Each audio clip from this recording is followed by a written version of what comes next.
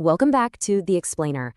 We're tackling a big one today, the Sunni-Shia divide, probably one of the most significant splits in the world. We often hear about it as this ancient, never-ending religious war, right? A conflict that's all about theology and has been going on forever. But is that really the whole story? What if the way we've been told it started is missing the key piece of the puzzle? Well, the source material we're digging into today presents a pretty radical idea. It argues that this massive historical split had nothing to do with faith or scripture, at least not at first. It all came down to a really practical, really human problem. When the prophet died, who was supposed to be in charge? All right, so let's rewind the clock. We're going all the way back to 632 CE. The prophet has just passed away, and suddenly there's this huge power vacuum. A massive question mark hangs over the entire community. And this is so important to get. At this exact moment, there were no separate religious doctrines. The words Sunni and Shia didn't even exist as identities. There was no competing theology. It was, plain and simple, a political disagreement about who should run things. Okay, so two main ideas pop up. One group says, hey, the community should choose the leader together through consultation, and that's how they landed on Abu Bakr. But then another group argued that Ali, the prophet's cousin and son-in-law, had a better claim because of his close family ties. See, both are pretty logical, practical arguments about leadership, not articles of faith. And believe it or not, for decades, that's how things stayed. For the entire rule of the first three caliphs, that's Abu Bakr, Umar, and Uthman, everybody was still part of the same community. They prayed in the same places, followed the same rules, read the same scripture. It was basically one big family with a political argument just bubbling away under the surface. Okay, so that's the big question, right? If it started as just a political disagreement, how on earth did it morph into the deep, often bitter sectarian divide we know today? What happened? What was that point of no return?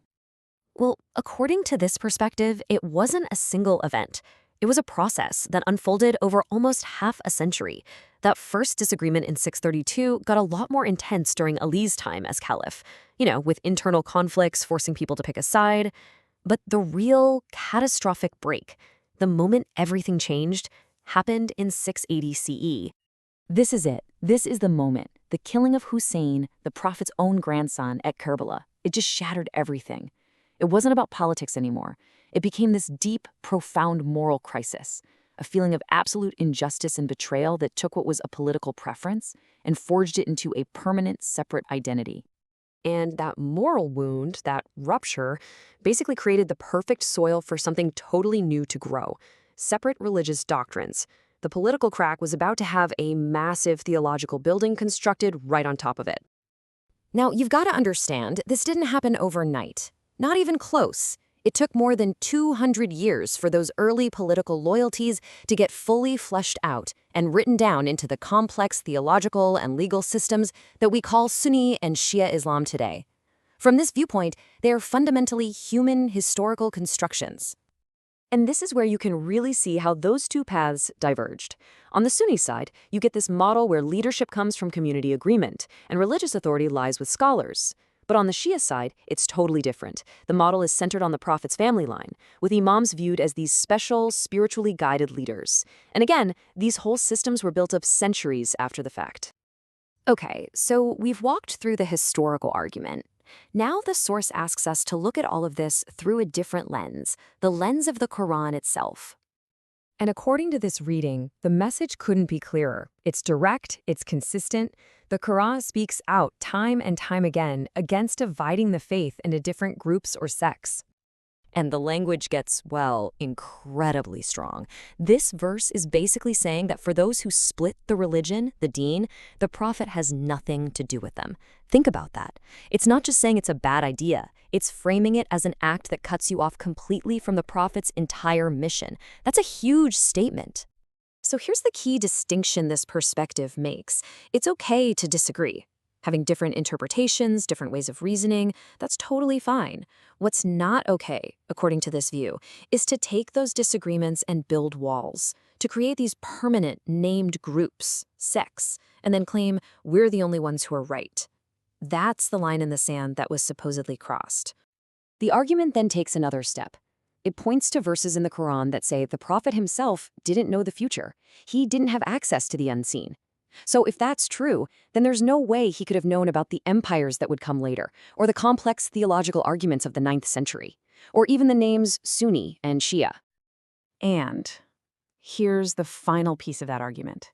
If he couldn't have known about them, and the book he delivered literally tells him to have nothing to do with people who form factions, well, the conclusion is unavoidable, right? From this perspective, it's impossible that he would have approved of these labels and divisions that came so long after him.